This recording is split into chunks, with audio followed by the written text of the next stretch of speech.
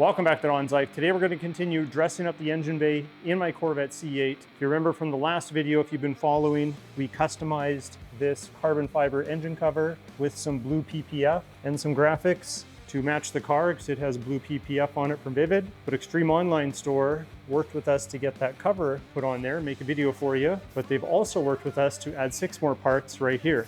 So today we're going to install these pieces here to dress up this engine bay. So let's go.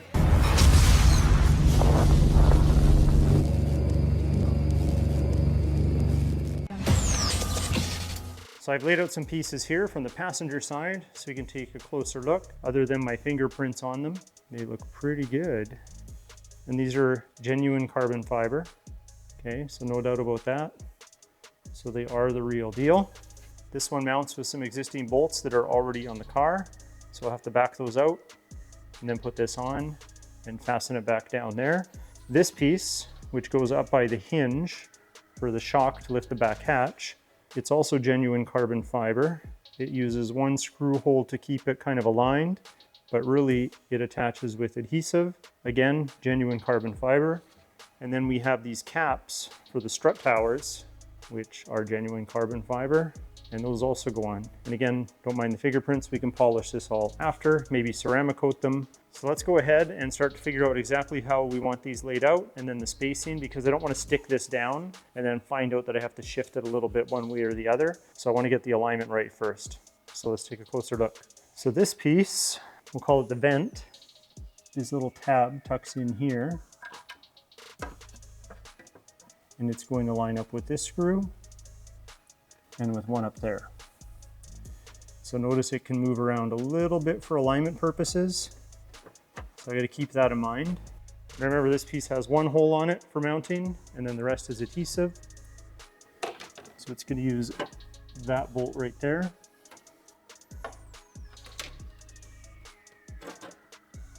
So we'll have to make sure that all lines up properly. And then we want to make sure that it looks proper around kind of where this edge is here. I don't think it'll be too difficult. These, of course, fit here over the strut tower. They give you some double-sided adhesive that you could put on some of the flat, higher up areas to kind of tack it down. I've got a better idea, which I'll show you when we get to that part. To remove these bolts, we need a T45 Torx bit. Be careful not to hit the glass.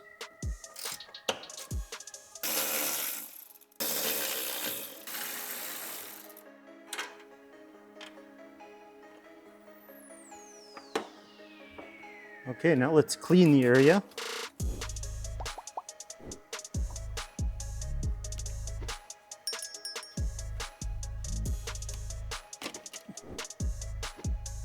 So I'm just going to lay this in place. Well, it looks like we're gonna have to drill this hole out just a little bit.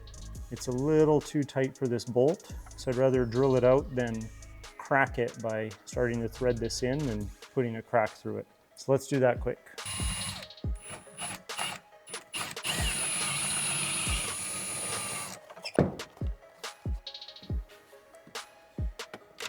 Okay, test fitting that. It is better.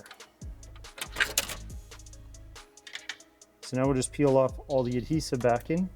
Now this does come installed with quite a bit of adhesive tape on it already. We should be good, but you can always add more if you don't think that's enough. So I'm gonna get this started here. Remember, this is already cleaned, but I really want this to grab in the corners here.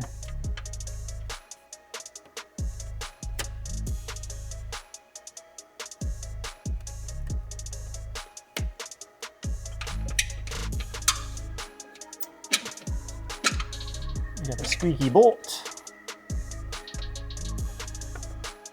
So I'm just going to tighten that by hand. Again, don't hit your glass.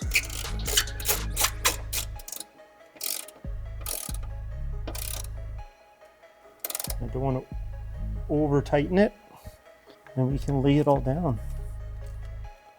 Okay, well, it's not going to go anywhere because it's mounted down. Now we should be able to tighten this up. I'll also do it by hand.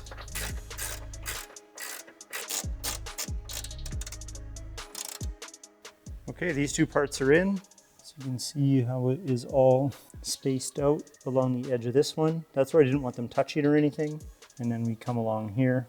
So there is a little bit of a gap on this side, but it's pretty close to in line with this, but this is also now in line with that. So very good fit, not perfect, but pretty good. Now let me get to the other side and then I'll get to the strut towers.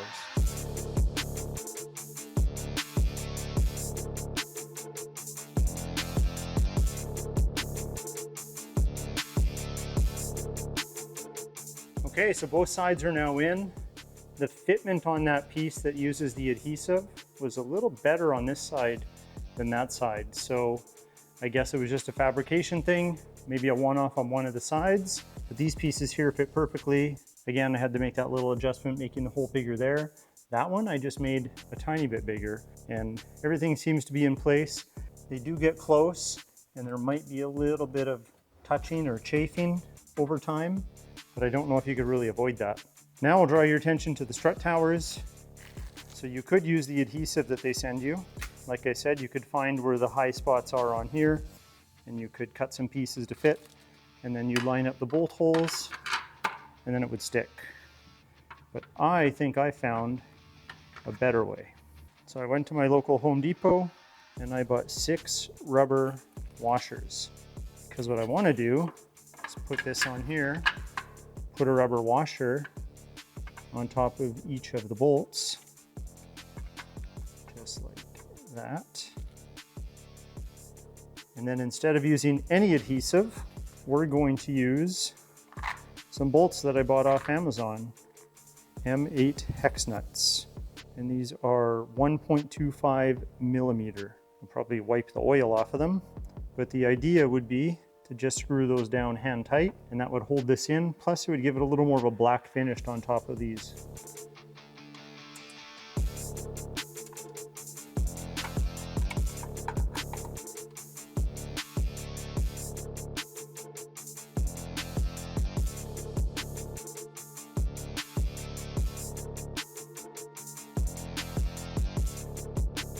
Well, there we go with the engine cover. I think it is looking a lot more complete. Not quite complete. We need some more carbon fiber in these areas, but I'll just have to wait on that. But for now, we can definitely leave the back hatch open at the next Cars and Coffee.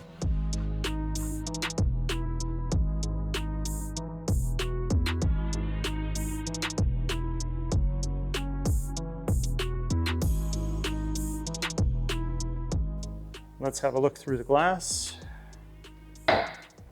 Remember, that was just an empty cavity before. You could just see some heat shielding on the cats.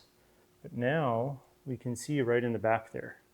Much better. Well, that concludes today's project. Definitely check out Extreme Online Store. I'll leave a link in the video description below to the parts that we installed today. They have so many accessories and a growing catalog that I just can't keep up with.